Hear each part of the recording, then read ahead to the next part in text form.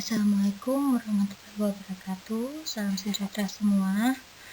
Berikut ini materi untuk tatap muka atau pertemuan kedua, yaitu dengan judul konsep ilmu ekonomi. Istilah ekonomi muncul sejak zaman Yunani kuno atau sejak zaman Romawi. Istilah itu mulai digunakan oleh seorang ilmuwan Xenophon. Secara etimologis, ekonomi berasal dari bahasa Yunani, yaitu oikos dan namos. Oikos di sini diartikan rumah tangga dan namos berarti aturan. Jadi dengan demikian oikos nomos berarti tata aturan rumah tangga. Untuk lebih jelasnya dapat diartikan jadi ilmu ekonomi itulah aturan yang berlaku untuk memenuhi kebutuhan hidup dalam suatu rumah tangga. Nah, rumah tangga di sini bukan hanya kita berpikir rumah tangga seperti ada ayah, ibu, anak-anak. Rumah tangga ini bisa diartikan seperti perusahaan, nanti ada perusahaan produksi, itu rumah tangga perusahaan, atau nanti ada untuk pemerintah juga.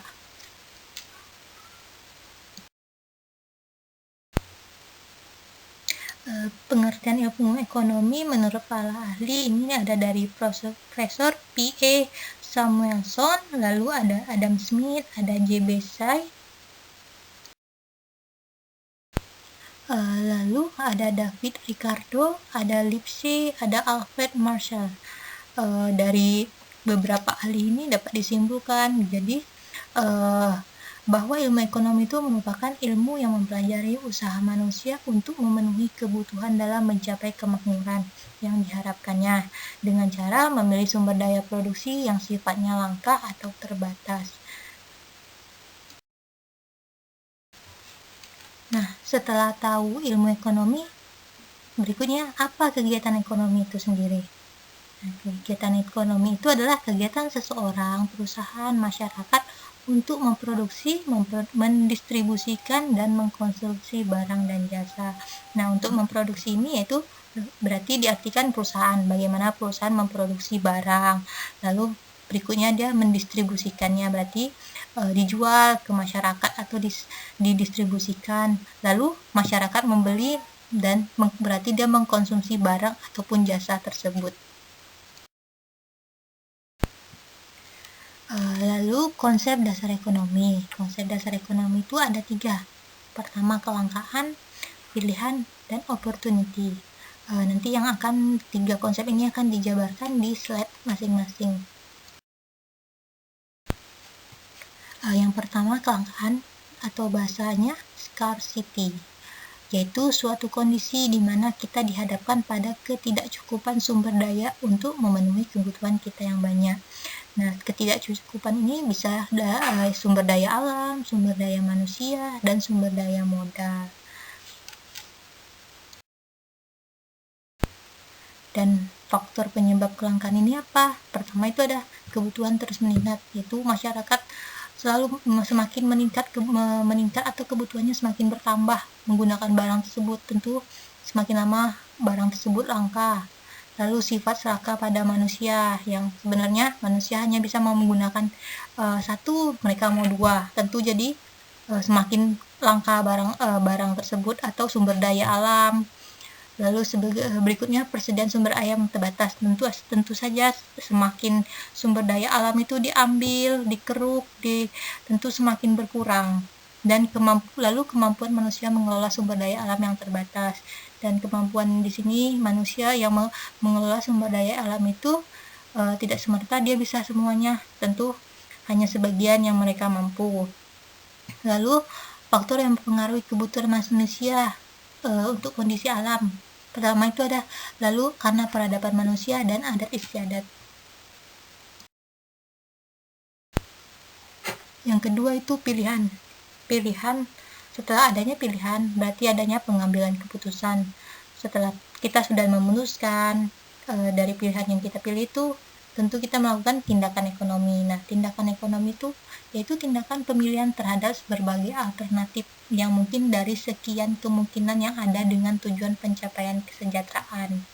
Lalu tindakan ekonomi ini didasarkan oleh motif ekonomi dan motif ekonomi lalu didasarkan oleh prinsip ekonomi. Karena ingat prinsip ekonomi itu yaitu dengan biaya tertentu kita berharap mendapatkan keuntungan yang sebesar-besarnya, atau dengan biaya sekecil-kecilnya kita berharap mendapatkan keuntungan tertentu.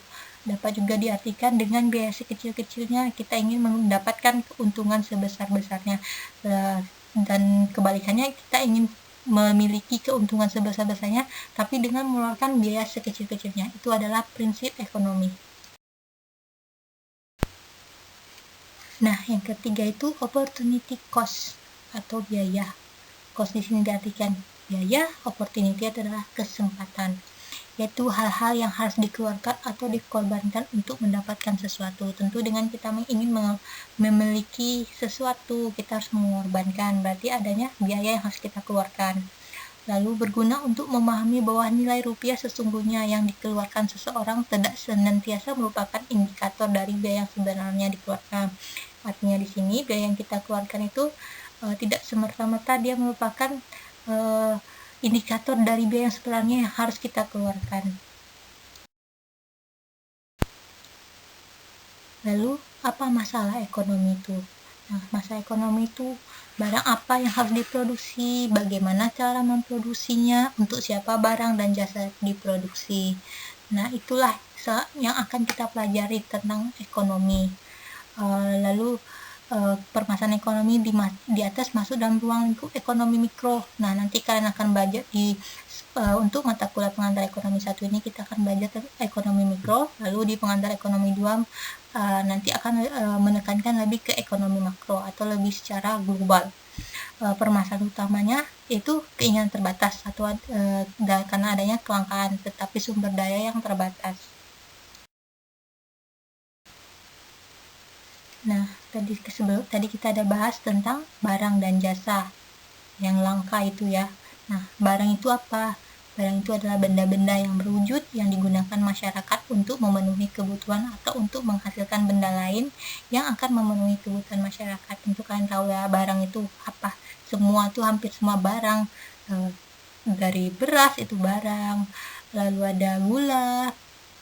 Lalu di sini kalau untuk jasa tidak dapat digolongkan sebagai suatu barang tentu ya. Jasa itu seperti jasa apa sih yang diberikan oleh seseorang. Nah, jasa di sini tidak berwujud tetapi dapat memberikan kepuasan dan memenuhi kebutuhan masyarakat. Contohnya tenaga kerja memberikan jasa ke perusahaan. Tentu dia ada memberikan kepuasan kan ke perusahaan hingga dapat bekerja dan menghasilkan suatu produk. Jasa perusahaan tentu dengan memberi gaji atau upah kepada tenaga kerja tersebut.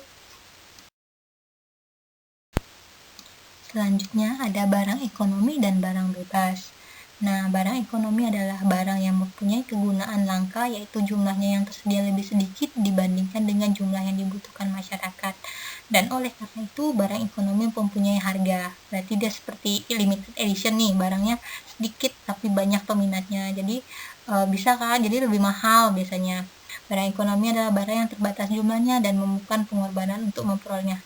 Nah, karena dia barangnya ekonomi atau stoknya terbatas, tentu untuk ada pengorbanan yang harus dikeluarkan, tentu mungkin dengan harganya yang lebih mahal. Nah, kalau barang bebas adalah barang yang dibutuhkan manusia jumlahnya melimpah dan tidak memerlukan pengorbanan untuk memperolehnya. Barang bebas di sini itu seperti sumber daya alam. Kita bisa menggunakan air sepuasnya, lalu kita bisa menggunakan udara sepuasnya tanpa kita harus melakukan pengorbanan, dan dia jumlahnya tidak terbatas.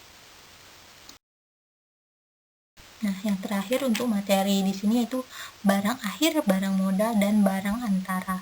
Barang akhir adalah barang yang dihasilkan oleh berbagai kegiatan ekonomi dan dapat digunakan untuk memenuhi kebutuhan masyarakat. Barang modal adalah sebagian barang yang dihasilkan untuk memenuhi langsung kebutuhan konsumen, melainkan digunakan untuk menghasilkan barang dan lain.